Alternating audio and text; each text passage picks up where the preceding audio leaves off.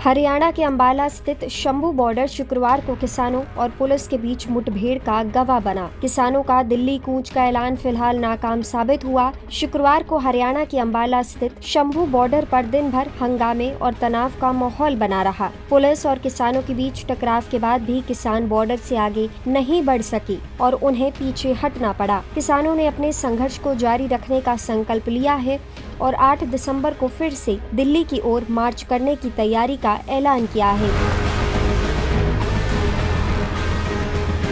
शुक्रवार दोपहर करीब 1 बजे 101 किसानों का जत्था शंभू बॉर्डर की तरफ बढ़ा था। घग्गर पुल पर पुलिस ने बैरिकेड लगाए थे और कंटीली तारों से रास्ता रोका गया था। किसानों ने इन बैरिकेड्स को हटाने की कोशिश की, जिसके जवाब में पुलिस ने आंसू गैस के गोले दागे। इस झड़प में 6 किसान घायल हो गए, जिनमें बुजुर्ग किसान भी शामिल थे। इस संघर्ष की वजह से दिन भर बॉर्डर पर तनाव का माहौल बना रहा। इसके बाद हरियाणा सरकार ने अंबाला में धारा 163 लगाई, जिससे किसान दिल्ली कूच नहीं कर सके। प्रशासन ने किसानों को आगे बढ़ने की अनुमति नहीं दी। बावजूद इसके किसान दिल्ली जाने की जिद पर डटे रहे। इसी कड़ी में किसान नेता सरवण सिंह पंधेर ने कहा, हमने फिलहाल 8 दिसंबर तक इंतजार करने का फैसला लिया है। सरकार से वार्ता की उम्मीद है। अगर कोई समाधान नहीं निकला तो 101 किसानों का जत्था दोबारा दिल्ली की ओर कूच करेगा।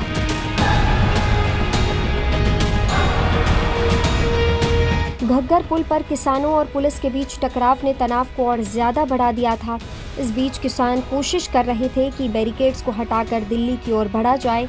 इसी के जवाब में पुलिस ने कार्रवाई की, आंसू गैस के गोले दागे और किसानों को रोक दिया। इसी कड़ी में हरियाणा के मुख्यमंत्री नायब सिंह सैनी ने किसानों के आंदोलन पर तीखी प्रतिक्रिया दी। उन्होंने कहा, पीएम मोदी ने किसानों के लिए सबसे ज्यादा काम किया है। पिछली सरकारों ने किसानों की उपेक्षा की, जिससे आज की स्थिति पैदा हुई। हमने 14 फसलों की एमएसपी पर खरीदा और अब सभी फसलों को एमएसपी पर खरीदने का फैसला लिया है। सीएम ने पंजाब सरकार पर भी निशाना साधते हुए कहा कि पंजाब के मुख्यमंत्री को किसानों की बात सुननी चाहिए। उन्होंने कांग्रेस पर आरोप लगाते हुए कहा कि कांग्रेस सिर्फ किसानों के नाम पर राजनीति कर रही है। सीएम सैनी ने कहा कि कांग्रेस नेताओं को अपने कार्यकाल के दौरान किए गए कार्यों का हिसाब देना चाहिए। उन्होंने दीपेंद्र हुड्डा पर निशाना साधते हुए कहा, वो तख्ती लेकर खड़े हैं, लेकिन उस पर ये नहीं लिखा कि उन्होंने सत्ता में रहते हुए किसानों के लिए क्या किया। फिलहाल किसानों ने 8 दिसंबर तक इंतजार करने का फैसला किया है।